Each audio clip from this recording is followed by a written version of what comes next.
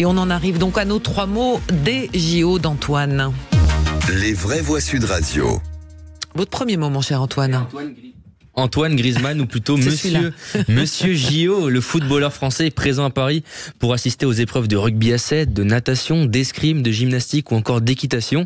Sur le réseau social X ou sur Instagram, le Français est très réactif aux résultats des athlètes tricolores, annonçant chaque médaille en temps réel. Amoureux de son pays, le vice-capitaine des Bleus ne rate rien de ces Jeux Olympiques et encourage chaque sportif français, à tel point qu'Emmanuel Macron a écrit sur X qu'il suivait les résultats en temps réel grâce à Antoine Griezmann. Alors là, maintenant, la question que tout le monde se pose, est-ce qu'il va continuer de poster les résultats sur ses réseaux sociaux? Car ce matin, son club espagnol de l'Atlético nous informait que Griezmann était de retour à l'entraînement.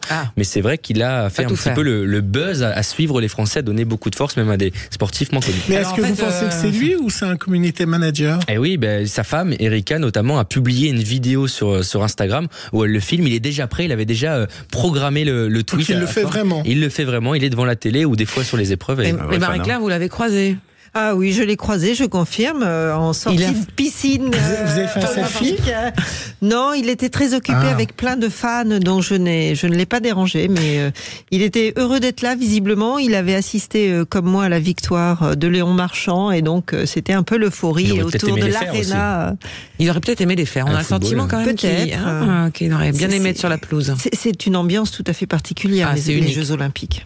Deuxième mot, Antoine. Ouais, c'est Lebrun. C'est un mot qui revient parce qu'ils sont deux frères. C'est les deux frères Alexis et Félix Lebrun, les véritables prodiges exactement du tennis de table. Actuellement, ils sont qualifiés pour les 8e de finale, mais ils impressionnent jusqu'en NBA. L'immense star Tyrese Haliburton, présent avec la Dream Team des États-Unis de ces JO 2024, s'est émerveillé des phénomènes Lebrun. Sur X, il a écrit hier soir: The Lebrun Brothers are electric. Les frères Lebrun sont fous, sont électriques. Ils sont depuis quelques mois une vraie locomotive médiatique pour le tennis de table. Les audiences sont impressionnantes et les points sont spectaculaires. Reste maintenant à aller chercher une médaille pour valider ça, mais la mission s'annonce quand même difficile quand on voit la domination des Asiatiques dans cette discipline. Oui, mais moi je suis totalement fan parce qu'ils font très premiers de la classe avec leurs petites lunettes. 17 et 20 ans. Et voilà, ils sont tout gentils et quand ils se mettent à jouer, mais alors là, ça change complètement et on les voit et on parle pas de ping-pong. On dit pas ping-pong. Hier, vous m'avez dit qu'on disait ping-pong. Non, vous avez changé. On dit tennis de table. Ping-pong, c'est nous, avec une raquette Décathlon. Mais vous changez d'avis d'une journée à une autre. Ils sont, donc qualifiés à suivre demain parce qu'il y a une médaille potentielle. Finale, les deux joueront à partir de 15h en même temps sur la table 1 et 2, donc il faudra être sur les deux écrans. C'est incroyable. Ils sont incroyables. Ça serait génial qu'ils se retrouvent face à face. C'est possible? C'est possible, mais ça va être quand même très compliqué parce qu'il y a quand même les Asiatiques sur le programme qui sont les numéro 1 et numéro 2. Et une finale entre les deux frangins, vous imaginez? Ça serait le rêve, mais ça va être quand même très compliqué.